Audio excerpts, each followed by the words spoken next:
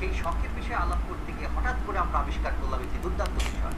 সেটি হচ্ছে অ্যাকুরিয়ামে মাছ পালা কেবল শখ না, আমাদের বাংলাদেশের অনেক বেকার যুবকদের জন্য এটি একটি আত্মকর্মসংস্থানের দুর্দান্ত এবং দারুণ একটি সুযোগ হতে পারে। আজকে ঠিক এই বিষয়টি নিয়েই কথা বলবো এবং আমাদের মাঝে এই বিষয় নিয়ে কথা বলার জন্য উপস্থিত রয়েছেন সেদিন যে সংগঠনের প্রতিনিধি এসেছিলেন সেই একই সংগঠনের আরেকজন প্রতিনিধি, তার নাম হচ্ছে শেখ তৌহিদুল ইসলাম তানিম। তানিম ভাই, আপনাকে স্বাগত। ধন্যবাদ। এবং আমাদের আজকের বিষয় হচ্ছে অ্যাকুরিয়ামে মাছের প্রজনন। আপনারা জানেন যে আমাদের অনুষ্ঠান চলার সময় আপনারা ফোন দিতে পারেন। আমাদের ফোন দেবার নাম্বারটি হচ্ছে 818921 থেকে 7 পর্যন্ত নম্বরে, অথবা আপনারা চাইলে আমাদেরকে SMS করতে পারেন 2233 নম্বরে। SMS করার নিয়মটি ছোট্ট করে বলে দেই, YN তারপর একটা স্পেস, তারপর আপনার প্রশ্ন, তারপর আরেকটি স্পেস, তারপর আপনার নাম, তারপর পাঠিয়ে দিন যে কোনো মোবাইল থেকে 2233 নম্বরে। আপনাদের জন্য ইমেইল করার সুযোগটিও খোলা রয়েছে youngnight@atnnewstv.com। এখানে আপনি আপনার প্রশ্ন, মতামত, অভিজ্ঞতা সবকিছুই পাঠাতে পারেন। আমরা তানিম ভাইয়ের কাছে চলে যাই। তানিম ভাই, জি, আমাদের দেশে অসংখ্য বেকার যুবক রয়েছে, সকলকে সরকার চাকরিও দিতে পারে না, তারা বেসরকারিভাবে চাকরিও পায় না, কিন্তু সরকার থেকে নানান ধরনের প্রচারণা চালানো হয় তাদের আত্মকর্মসংস্থানের জন্য, এবং তাদের আত্মকর্মসংস্থানের একটা বড় বিষয় সরকার দেখিয়ে দেয়, সেটি হচ্ছে তোমরা পুকুরে মাছ চাষ করো। অনেক বেকার যুবক ইচ্ছে থাকা সত্ত্বেও পুকুরে মাছ চাষ করতে পারে না, কেননা একটা পুকুর দরকার, প্রথমত একটা পুকুর দরকার, অ্যাবিলিটি দরকার, অনেকগুলো টাকা দরকার। হ্যাঁ, আসলে একজন মানে বেকার যুবকদের ক্ষেত্রে যেটা মানে হয় যে ক্যাপিটাল ম্যানেজমেন্টটাই সমস্যাদায়ক হয়ে দাঁড়ায়। তাদের জন্য যেটা সুবিধা হয়, তারা যদি ছোট আকারে কোনো কিছু শুরু করতে পারে যেটা কিনা মোর প্রফিটেবল, যেটা হয়তো ব্যবসায়িকভাবে বেশি লাভজনক হবে, তাহলে কিন্তু তাদের জন্য শুরু করাটাও সহজ হয় এবং তাদের এটা বিজনেস গ্রোথ বলেন বা ব্যবসায়িক বৃদ্ধি যেটাকে আমরা বলছি, ব্যবসায়িক বৃদ্ধি হলেও এটা মানে খুবই দ্রুত একটা প্রসেস, যদিও রিস্ক ফ্যাক্টরস তো থাকবেই, কিন্তু এবং এটা একটা গ্রোয়িং বিজনেস বা একটা গ্রোয়িং সেক্টর স্টিল নাও।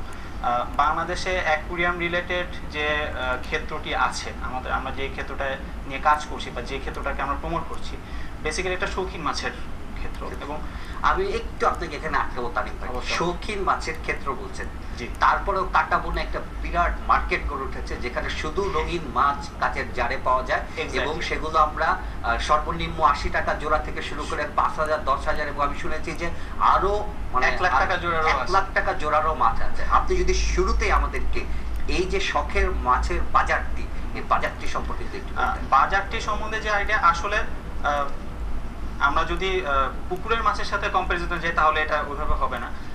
যদি আমরা কাটাবনের মার্কেটের কথা যদি আমরা চিন্তা করি, তাহলে দেখবো যে অ্যাকচুয়ালি যে স্পিসিসগুলো বা যে প্রজাতিগুলো আছে, দেয়ার আর ভ্যারিয়াস টাইপস। এক ধরনের টাইপেরই আবার বিভিন্ন কিছু সাব স্পিসিস থাকে। সো ক্ষেত্র বিশাল, scope opportunity there is huge. মানে অপরচুনিটি কিভাবে, কারণ এইসব অনেক মানুষ যেটা করে এইসব শখ করে কিনছে এবং দেখা যাচ্ছে যে প্রবলেম অনেক অ্যারাইজ করে, কারণ শৌখিন একজন মানুষকে কিনছে সে একজন ঘরের শোপিস হিসেবে, কিন্তু আসল শখটা কয়জনের আছে, এটা একটা ফ্যাক্ট। আর যাদের আসল শখটা আছে তারা কিন্তু ওই জিনিসটা করে দেখাই দিতে পারছে, বাট যাদের আসল শখটা নাই, কয়েকদিন পর দেখতেছে মাছ মরে যাচ্ছে বা মাছের সমস্যা হচ্ছে, তখন আসল সমস্যাটা দেখা দিচ্ছে। বাট প্রপার কেয়ার যদি তারা জানতো, বা এমন কিন্তু কঠিন কিছু যে তা না। যেমন অনেক আগে যখন আমরা অ্যাকুরিয়াম ইউজ করতাম, মানে আমরা যখন ছোট ছিলাম, আর এখনকার যে ইনস্ট্রুমেন্টেশন বা যে case scenario, it's fur more different. মানে অনেক সেই সিনারিও নিয়ে আলাপ করবো। আমি জাস্ট একটা কথা বলতে চাই, সেটি হচ্ছে যে অ্যাকুরিয়ামের মাছের দোকান যাদের আছে কাটাবন মার্কেটে, তারা তো মাছগুলো আমাদের গ্রাহকদের কাছে বিক্রি করেন। এই মাছগুলো তারা হয়তো অনেক ক্ষেত্রে বিদেশ থেকে কিনে নিয়ে আসেন, বেশিরভাগ ক্ষেত্রেই কিনে নিয়ে আসেন, এবং আপনারা বলছেন যে এই মাছগুলো দেশেই ব্রিডিং করা সম্ভব এবং আপনারা কেউ কেউ ব্রিডিং করছেন। এই ব্যাপারটা নিয়ে যদি একটু বলতেন। এই ব্যাপারটা নিয়ে যদি আমি বলি, যে একটা সময় ছিল যখন বাংলাদেশের অ্যাকুরিয়াম ফিশের 100% শতকরা 100 ভাগই আসতো বাইরে থেকে, স্পেশালি থাইল্যান্ড থেকে আসতো, ইন্দোনেশিয়া থেকে আসতো, মালয়েশিয়া থেকে আসতো, সিঙ্গাপুর থেকে আসতো, ইভেন পাশের দেশ ইন্ডিয়া থেকে আসতো, এবং ইন্ডিয়া থেকে এখনো আসে ইনফ্যাক্ট। তো আমাদের ক্ষেত্রে যেটা আমরা চেষ্টা করি করতে, যারা অনেকদিন ধরে এই এক শখটির সাথে জড়িত আছেন এবং যারা অভিজ্ঞ আছেন, তারা দেখা গেছে যে নিজেদের প্রচেষ্টাতেই জ্ঞান অর্জন করে, এবং এখনকার দিনে জ্ঞান অর্জনটা খুব মানে সুবিধাজনক আমাদের ইন্টারনেটের যুগ বলে।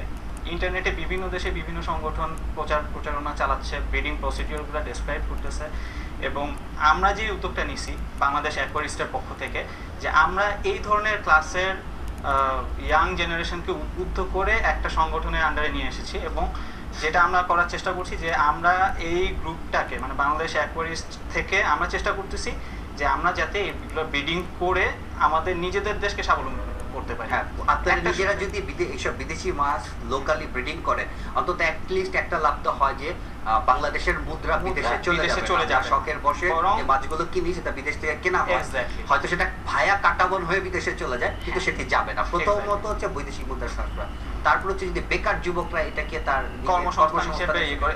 বাংলাদেশের মার্কেটের আসলে অনেক হিউজ স্কোপ।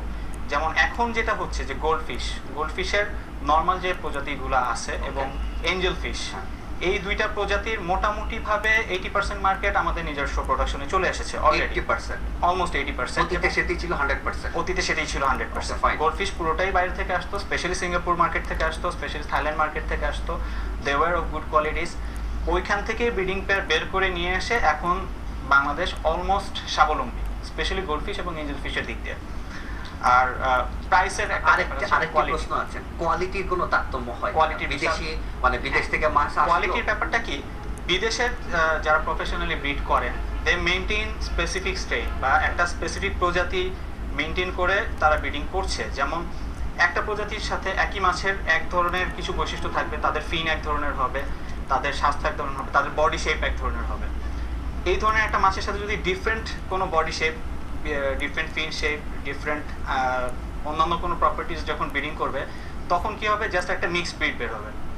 যখন মিক্সড ব্রিড বের হবে, দেয়ার কালারেশন উইল ডিফার, তাদের রংটা ডিফার করবে, বডির ঔজ্জ্বল্যতা ডিফার করবে, তাদের স্বাস্থ্য, ইভেন গ্রোথ রেট, বাচ্চা থেকে যে বড় হবে জিনিসটা সেটাও ডিফার করবে। তো আলটিমেটলি আমাদের দেশে ছোটোখাটোভাবে যে ফার্মগুলো গড়ে উঠেছে, তারা বেসিক্যালি এই স্ট্রেইনের ব্যাপারটা, স্ট্রেইন স্পেসিফিকের ব্রিডিং যে ব্যাপারটা, সেটা তারা এখনো জানে না বিধায় আমাদের সমস্যাটা হচ্ছে যে আমাদের লোকাল ব্রিডিং কোয়ালিটির ফিশ অ্যাকচুয়ালি ওইভাবে হাইলাইটেড হচ্ছে না। বাট আমরা যদি স্ট্রেইন মেইনটেইন করে করতে পারি, it will not only be highlighted, আমাদের এক্সপোর্ট মার্কেটেও একটা খুব ভালো স্কোপ। আমাদের এক্সপোর্ট মার্কেটে যাওয়ার আগে আমাকে মানে কেউ বলেছে যে বিদেশ থেকে যে মাছগুলো আসে, যেটা তারা কাটাবন থেকে কিনে, সেগুলো তো এক ধরনের ব্রিডিং করা মাছ, কিন্তু অবশ্যই যে ওই একই মাছ ধরেন গোল্ডফিশ যেটা দেশে ব্রিডিং করা হয়, সেই দেশি ব্রিডিং করা গোল্ডফিশটা নাকি বেশি টেকে এই কারণে যে আমাদের দেশের পরিবেশের সাথে তারা খাচ্ছে। না, এখানে আমি একটা এক্সাম্পল দিই আপনাকে। যেমন আমি এখন বাংলাদেশের এনভায়রনমেন্টে বড় হয়েছি, আমি যদি এখন আফ্রিকান কোনো কান্ট্রি থেকে থাকা শুরু করি, ডেফিনেটলি আমার ওইখানে মানে আবহাওয়াটা স্যুট করতেই হয়তো 6 মাস 1 বছর লেগে যাবে, আমার কষ্ট হবে।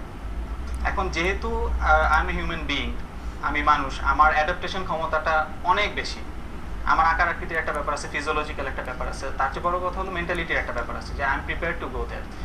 আর একটা মাছকে যখন একটা নির্দিষ্ট পরিবেশে বড় করা হচ্ছে, সে এক পরিবেশে বড় হচ্ছে একটা, আর পানির parameter is a huge factor. Water parameter নিয়ে আলোচনা করব। ছোট্ট একটা ফোন আছে, ফোনটি নিয়ে অবশ্যই। প্রিয় দর্শক, আপনার নামটি এবং আপনার প্রশ্ন। জি, আমার নাম রিজভি। আমি কোশ্চেন করতে যাচ্ছি যে বাংলাদেশে যারা তরুণরা বিট করতে যাচ্ছে মাছ, তাদের জন্য বাংলাদেশ অ্যাকোয়ারিস্ট কি পদক্ষেপ আমরা ধন্যবাদ রিজভি। আমরা যে কাজটা করার চেষ্টা করছি, যে যারা ব্রিড করতে চাচ্ছে, আমরা বেসিক্যালি সবসময় তাদেরকে উৎসাহিত করছি এবং বাংলাদেশ অ্যাকোয়ারিস্ট আমাদের সবচেয়ে এখন ইলেকট্রনিক বা আপনার ইন্টারনেট বেস যে মিডিয়া, ফেসবুক, আমাদের কিন্তু গ্রুপটা শুরুই করছি আমরা ফেসবুক গ্রুপ দিয়ে, এবং it's very easy to access. আমাদের বাংলাদেশ অ্যাকোয়ারিস্টের নিয়ম হলো যে আমরা একটা রেজিস্ট্রেশন ফর্ম আছে, অ্যান্ড এটা আমরা ফিল আপ করলেই আমরা অ্যাক্সেস দিয়ে দিচ্ছি। যোগ্যতা হলো এইটুকুই, আপনার মধ্যে থেকে শখটা থাকতে হবে, নট অনলি ফিশ, সেটা কচ্ছপ হতে পারে, সেটা ইভেন অ্যাকোয়াটিক প্ল্যান্টস হতে পারে, বা পানির নিচে যে গাছগুলো হয় সেটাও হতে পারে আপনার সব।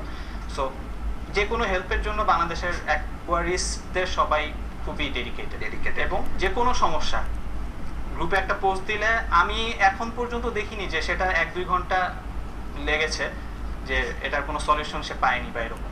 তারিফ ধরেন কোনো এক সকাল আমার মনে হলো যে আমি আর ইয়াং নাইটের উপস্থাপনা করব না, আচ্ছা, সবকিছু ছেড়ে দিয়ে আমি এই মাছের ব্রিডিং এর কাজে চাপিয়ে পড়বো, এবং আমি এই সব মাছ ব্রিড করব এবং এগুলো নিজের শখ হিসেবে ব্রিড করবো, প্লাস এটি দিয়েই আমার জীবন জীবিকা নির্বাহ হবে। তো একজন বিগিনার হিসেবে তাকে কাজটা শিখতে হবে। অবশ্যই। একজন বিগিনার হিসেবে আমি কিভাবে শুরু করতে পারি? বিগিনার হিসেবে যেটা আপনি, এটা অ্যাকচুয়ালি ডিপেন্ড করে যে আপনি কোন স্কেলে, যেহেতু আপনি বলতেছেন যে আপনার নির্ভর করতে হবে এখানে, অবশ্যই আপনাকে লার্জ স্কেল চিন্তা করতে হবে। কিন্তু আমি আগে একদম বিগিনার স্কেলে যদি ছোট করে শুরু করতে ইন চাই, দ্যাট আমাকে কেস তো আগে আপনাকে বুঝতে ইয়াং হবে- নাইটেই থাকতে হবে কিছুদিন, ওকে, আপনার হাতটা young night থাকলাম। একটু এক্সপিরিয়েন্সড হোক, 1 মাস 2 মাস 6 মাস। আপনি খুবই বেসিক কিছু মাছ দিয়ে শুরু করতে হবে, যেমন live bearer, guppies, mollies, swordtails. Then you can move to egg layers, gold ফিশে যেতে পারেন, এঞ্জেল ফিশে যেতে পারেন, তারপরে মাউথ ব্রুডার্স, তারপরে সেন্সিটিভ মাছগুলা, কিছু এক্সপিরিয়েন্স গ্যাদার। কিন্তু আমি তো কোনো মাছই তানিম ভাই চিনি না, আমি কিভাবে শুরু করবো? চলে আসেন বাংলাদেশ অ্যাকোয়ারিস্টে। আচ্ছা, বাংলাদেশ অলওয়েজ দেয়ার ওকে, বাংলাদেশ অ্যাকুরিয়াস্টে ধরেন আমি চলে আসতে পারলাম, কিন্তু এটিএন বা নিউজের এবং ইয়াং নাইটের যারা হাজার হাজার লাখ লাখ দর্শক আছে তারা তো সবাই চলে আসতে পারবেন না। অবশ্যই পারবেন। অবশ্যই পারবেন, কিন্তু এই টিভি অনুষ্ঠানে যদি বলতে একটু বলে দিতেন যে তারা কিভাবে। অ্যাকচুয়ালি এটা একটা ভাস্ট প্রসেস। হ্যাঁ, যেমন এইটা বুঝতে গেলে আপনাকে মার্কেট সিনারিওটা দেখতে হবে। ওকে, তারপর আরো ব্যাপার আছে যে আপনি কি ওরিয়েন্টেড মার্কেট টার্গেট করে নামবেন, সেটা কি আমাদের লোকাল মার্কেট অথবা সেটা কি আমাদের এক্সপোর্ট ওরিয়েন্টেড মার্কেট। আমি লোকাল মার্কেটে নামতে চাই। যদি লোকাল মার্কেট হয় তাহলে যেমন goldfish, Goldfish, angel fish, live বেয়ারগুলো। আমি ভাই একটা মাছই চিনি, সেটা হচ্ছে গোল্ডফিশ। আমি গোল্ডফিশ, ওকে, আমি গোল্ডফিশের এক জোড়া গোল্ডফিশের বাচ্চা ফুটাবো, কিভাবে শুরু করবো? ওকে, দেন আপনার বাচ্চার জন্য আমাদের ব্রিডিং স্টক কিনতে হবে, that means the breeding pair কিনতে হবে। ব্রিডিং পেয়ার, পেয়ার এটা নিশ্চয়ই ওই কাটা বনে পাওয়া যায় না? কাটা বনে পাওয়া যায় মাঝে মধ্যে, মাঝে মধ্যে। তবে দে আর ভেরি কস্টলি, Yeah. কারণ এদের মানে ব্রিডিং পেয়ার বলতে আপনি বুঝাচ্ছেন বাবা মাছ, বাবা মাছ একটি এবং সুখী, একটি মানে সুখী মাছ দম্পতি, মাছের Okay, দম্পতি, fine, তারপর সোজা হিসাব যেটা। গোল্ডফিশ আমি একটু বলে নিই, গোল্ডফিশটা আমি খুব বেশি এনকারেজ করবো not that, because 80% market is already satisfied, Okay. এবং দ্য সেলার্স বা the suppliers they are doing it in a large scale. So আপনি যদি প্রথমেই গোল্ডফিশ দিয়ে শুরু করতে যান, শখের বসেই করলাম একটু, হ্যাঁ, শখের বসে করলে that is the best. Okay. এবং গোল্ডফিশ প্রজাতিটা আসলে বিগিনার্স এবং হাত পাকানোর জন্য one of the best species. Goldfish will be my It is. Guinea pig for the breeding business. Very good decision. আচ্ছা, এখন যেটা করতে হবে আপনাকে ব্রিডিং পেয়ার চিনতে হবে। Okay. ব্রিডিং পেয়ার চিনতে হলে আপনাকে প্রথমে যেটা স্টাডি করতে হবে যে গোল্ডফিশের কোন স্পিসিসটা, মানে কোন স্পিসিসটার জন্য আপনি যাবেন। গোল্ডফিশের মধ্যে আবার জাত আছে বহু, ঠিক আছে। এবং you can get help from us, আমাদের কাছ থেকে হেল্প নিতে পারেন, বাংলাদেশ অ্যাকোয়ারিস্টের কাছ থেকে। You can get help from internet, ইন্টারনেটে সার্চ দিলে গোল্ডফিশের স্পিসিসগুলোও জানা যাবে, এবং সাথে করে আপনি এটাও জানতে পারবেন যে কোন স্পিসিসের ওয়ার্ল্ড মার্কেটে কীরকম দাম। যদিও ওয়ার্ল্ড মার্কেটের সাথে বাংলাদেশের মার্কেট মিলবে না, কিন্তু কিছুটা হলেও মিলবে এই কারণে সাধারণ যেই প্রজাতিগুলো গোল্ডফিশের বাংলাদেশে সাপ্লায়াররা প্রোভাইড করছেন বা সাপ্লায়াররা সাপ্লাই দিচ্ছেন, ওগুলা কিন্তু ওয়ার্ল্ড মার্কেটে খুবই কমন এবং দে আর নট ভেরি এক্সপেন্সিভ, সেগুলো খুব দামিও না। কিন্তু অনেকেই আছে, আমার নিজস্ব এক্সপিরিয়েন্স থেকে আমি বলছি যেটা, যে কাটা বনে যখন আমরা যাই বা যখন এক্সপিরিয়েন্সড অ্যাকোয়ারিস্টরা যান, তখন কিন্তু তারা নর্মাল গোল্ডফিশের দিকে আগ্রহটা করে থাকে না, কারণ এই নর্মাল গোল্ডফিশটা প্রতিটা দোকানেই আছে, বিভিন্ন সাইজের নর্মাল গোল্ডফিশ আছে। বাট যখন আমি একটা পার্ল স্কেল গোল্ডফিশ দেখবো, পার্ল স্কেল গোল্ডফিশটা হলো অনেকটা লিচু আকৃতির হবে, লিচুর মতো বডিটা হবে, বডিটা হবে লিচুর মতো গোল, ঠিক আছে, এবং ওখানে লিচুর খোসার মতো পার্ল থাকবে। পার্ল মিন্স মানে একটু দানাদার, আঁশটা হবে একটু দানাদার টাইপের।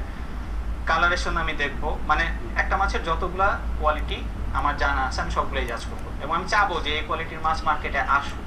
কিন্তু সমস্যা একটাই, যে আমার লোকাল ব্রিডের যে মাছটা আমি যে প্রাইসে পাচ্ছি সেটা আমি পার্ল স্কেলে পাবো না। পাবো না, এটি নিয়ে আরো আলোচনা করব। ছোট্ট একটা বিরতিতে তানিম ভাই যেতে হবে। অবশ্যই। প্রিয় দর্শক, কোথাও যাবেন না, ছোট্ট একটা বিরতির পর ফিরে আসবো। আমাদের সাথে আছেন বাংলাদেশ অ্যাকুয়ারিস্টের অ্যাডমিন তানিম ভাই, এবং তিনি আমাদেরকে শোনাচ্ছেন অ্যাকুরিয়ামে মাছ প্রজননের কিচ্ছা কাহিনী, ওগুলো আমরা শুনবো। আমাদের সাথেই থাকুন, ছোট্ট একটা বিরতির পর আবার ফিরে আসছি।